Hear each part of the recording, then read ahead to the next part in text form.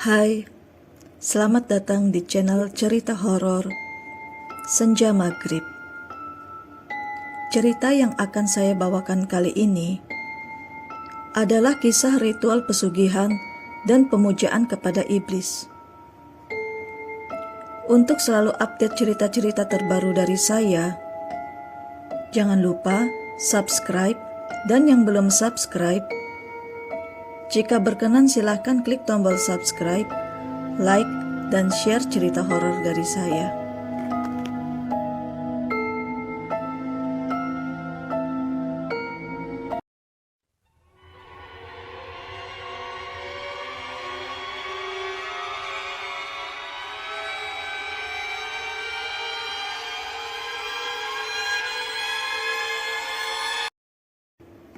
Parmin, seorang pemuda berusia 20 tahun. Ia tinggal bersama ibunya, berdua saja tinggal di sebuah rumah yang sederhana.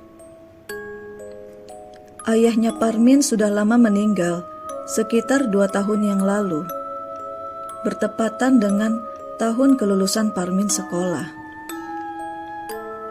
Semenjak ayahnya meninggal, Parmin memutuskan ikut dengan ibunya, yakni Mbok Yun, bekerja di sebuah keluarga orang kaya raya di sebuah kota besar. Mbok Yun bekerja dengan keluarga Suryo Joyo di Ningrat. Sudah hampir 20 tahun mengabdi. Dengan keterampilannya yang piawai dalam memasak, Mbok Yun dipercaya oleh keluarga besar Suryo Joyo di Ningrat sebagai kepala dapur yang tugasnya memberi jadwal harian, menu masakan, dan mencicipi setiap masakan para tukang masak apakah sudah memenuhi standar cita rasa yang diinginkan setiap anggota keluarga besar. Pak Suryo Joyo di Ningrat, yang semasa hidupnya dulu adalah mantan seorang bupati di desa Parmin dan Mbok Yun tinggal. Di tahun sekitar 1960-an, untuk sekelas jabatan bupati, masih tergolong sosial kelas atas atau ningrat. Pak Suryo, atau yang lebih dikenal dengan panggilan Mbah Tejo, mempunyai usaha toko sembako yang terbilang paling besar dan lengkap di kota D. Yang kini kesuksesannya tersebut diteruskan oleh anak sulungnya yang bernama Wiyogo Wicaksono.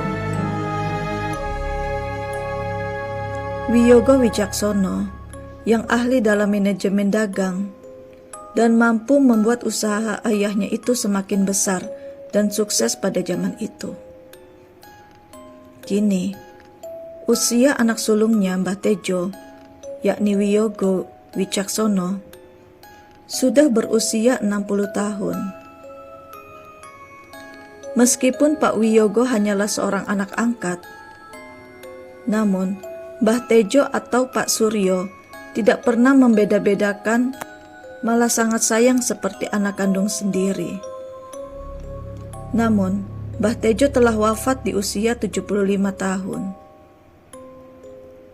Pak Wiyogo sendiri sudah menikah dan mempunyai istri yang cantik nan anggun, khas wanita-wanita ningrat, yakni bernama Ibu Ningrum.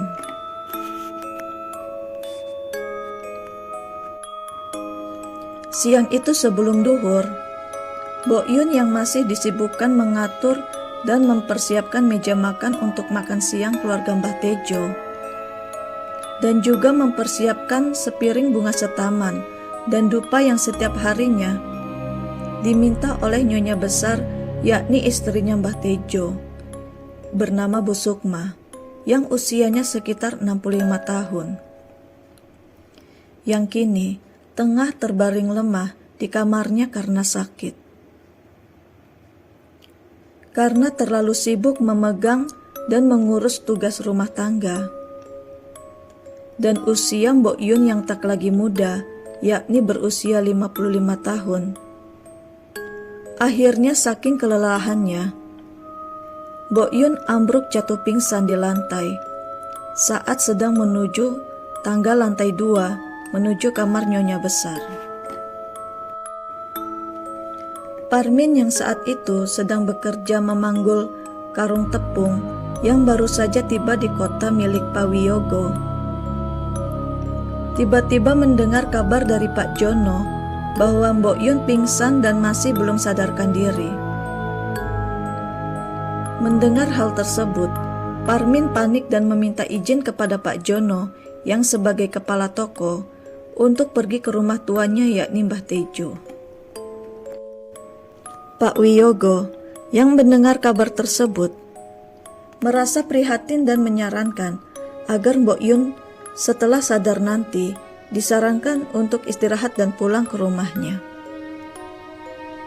Setelah sekitar setengah jam Mbok Yun tak sadarkan diri. Akhirnya kini Mbok Yun pun siuman.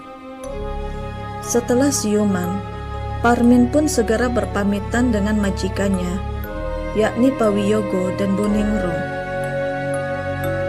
untuk menemani dan merawat ibunya yang sedang sakit. Dengan diantarkan oleh Pak Jono menggunakan mobil keluarga, akhirnya Mbok Yun dan Parmin pun pulang ke desa mereka. Dalam perjalanannya menuju desa asal Mbok Yun dan Parmin tinggal, tiba-tiba Pak Jono memecah keheningan dengan mengajak ngobrol Parmin yang sedang memegang tubuh ibunya yang berbaring di pangkuannya agar bisa mendapatkan posisi istirahat yang nyaman. Aneh ya, majikanmu itu, Min. Ibumu kan masih sakit. Mosok disuruh pulang. Mbok iya dibawa dulu ke rumah sakit. Biar ibumu dapat perawatan dulu dari dokter. Ujar Pak Jono yang masih fokus menyetir dalam gelapnya perjalanan menuju desa asal Mbok Yun.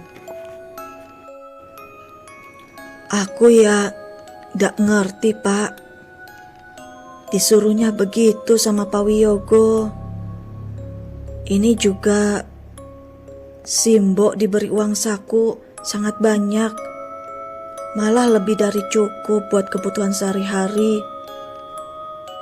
Dan Pak Wiyogo juga berpesan, jika uang simpanan sudah habis, segera hubungi beliau. Nanti akan segera dikirim buat keperluan sehari-hari Simbo. Ya, meskipun Pak Wiyogo orangnya baik dan perhatian kepada Simbo, maunya aku juga gitu, Pak. Setidaknya ibu diperiksakan dulu ke dokter. Ujar Parmin dengan tatapan kosong ke arah depan jalan. Parmin dengan kesehariannya hanya merawat ibunya yang makin melemah. Walaupun ia menyimpan uang yang cukup untuk membayar ibunya dirawat di rumah sakit, namun pada saat itu kendaraan roda 4 atau mobil terbilang sangatlah jarang warga yang memilikinya. Parmin hanya bisa pasrah semampunya ia merawat ibunya itu. Di dalam kamar Bu Sukma yang mewah dengan nuansa Jawa kolonial, namun kental dengan aura mistisnya, terlihat tergolek lemah dengan ritme nafas satu persatu. Pak Wiyogo, anak sulung Bu Sukma, duduk di samping ibunya sambil memegang jemari ibunya yang terlihat pucat kurus, hanyalah berbalut kulit dan tulang. Dek, kamu harus kuat. Bertahanlah sebentar. Calon raga baru untukmu sedang disiapkan oleh Mbok Las.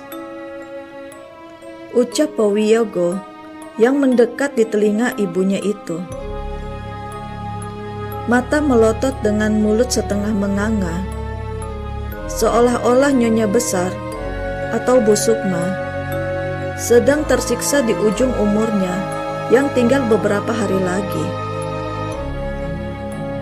Bagaimanakah kisah selanjutnya?